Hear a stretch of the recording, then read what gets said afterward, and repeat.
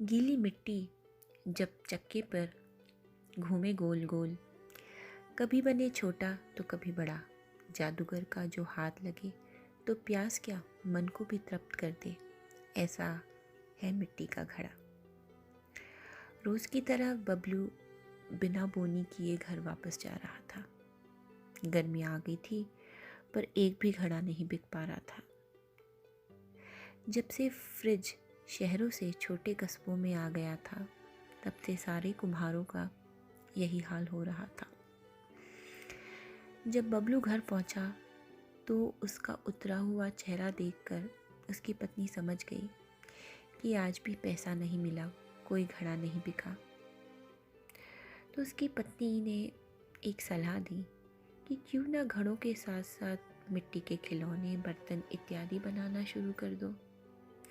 इस पर बबलू बोला, मिट्टी के खिलौने तो आजकल सिर्फ मेले में ही बिक पाते हैं और मिट्टी के बर्तन तो बस घर सजाने के लिए ही, क्योंकि आजकल गांव में भी लोग स्टील और एल्युमिनियम के बर्तनों का इस्तेमाल करने लगे हैं।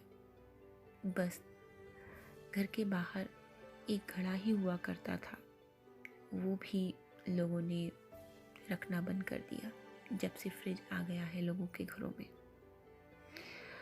बबलू की बेटी ने सुझाव दिया कि वो घड़ों पर सुंदर रंग बिरंगी चित्रकारी कर देगी, इससे शायद लोग आकर्षित हों और घड़ा खरीद लें। बबलू ने कहा कि चलो ये भी आजमा कर देख लेते हैं।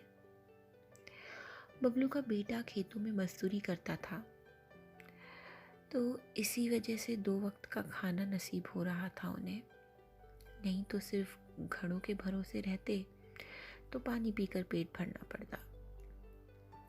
दूसरे दिन सुबह जल्दी उठकर बबलू की बेटी ने सुंदर से फूल पत्ती की आकृतियां बनाकर घड़ों को तैयार कर दिया। जब शाम को बबलू घर आया तो बेटी ने उत्साह से पूछा कि बाबा क्या हुआ, घड़े बिके ना?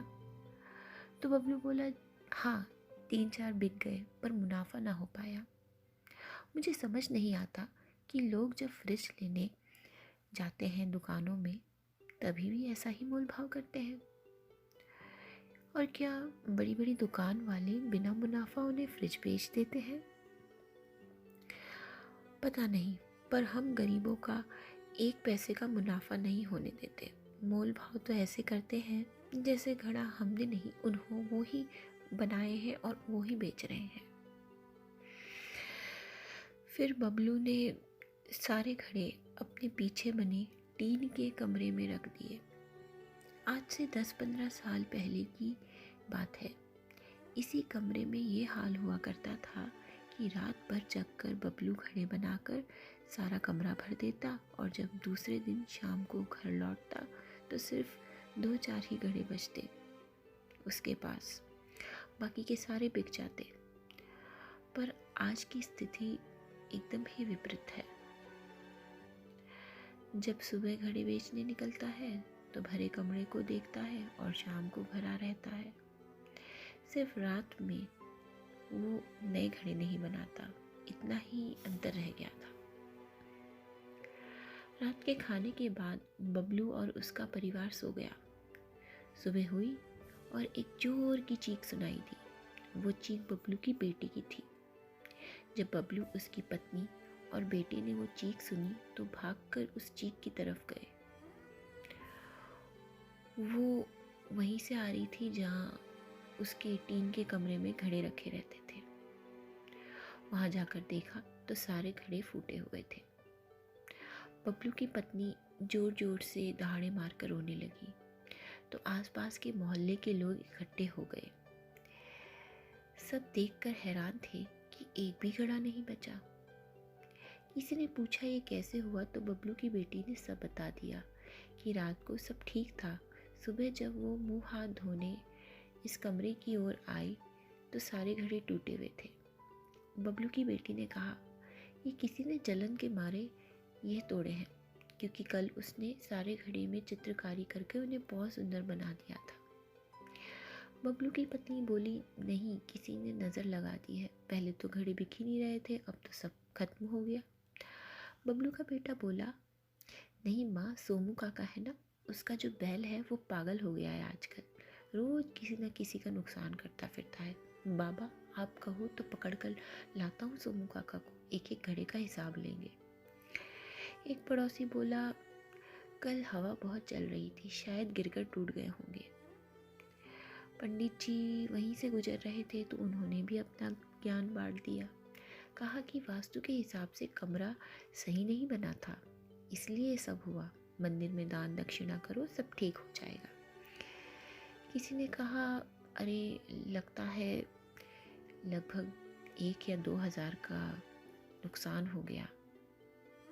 किसी ने कहा कि बबलू के हाथ में जादू है, ऐसा घड़ा बनाता है कि पानी ठंडा और ज़्यादा होता रहता है। पता नहीं क्या हो गया। किसी ने कहा काला जादू है, तो किसी ने भूत प्रेत का साया बताया। बबलू ये सब देखकर मौन हो देख रहा था, एकदम मौन था, और फिर जोर जोर से हंसने लगा। लोगों ने कहा, अरे बबलू को अंदर ले जाओ, शायद सदमा लगा होगा। फिर बबलू अपने घर के अंदर जाकर अपनी चारपाई पर लेट जाता है। फिर मन ही मन सोचने लगता है कि आज तो चैन की नींद आएगी। इतने दिनों तक किसी ने कोई घड़े के बारे में नहीं पूछा, किसी को उसके बनाए हुए घड़े की कीमत का अंदाज़ा नहीं हुआ, और आज उसके नुकसान की कीमत बताकर लोग दुख जाहिर कर रहे हैं। आज उसकी कला और मेहनत की इज्जत हो रही है जब सब नष्ट हो गया। लोगों को लग रहा था कि बबलू को सदमा लगा है, पर किसी को नहीं पता था कि बबलू ने ही सारे घड़ों को तोड़ दिया है निराश होकर।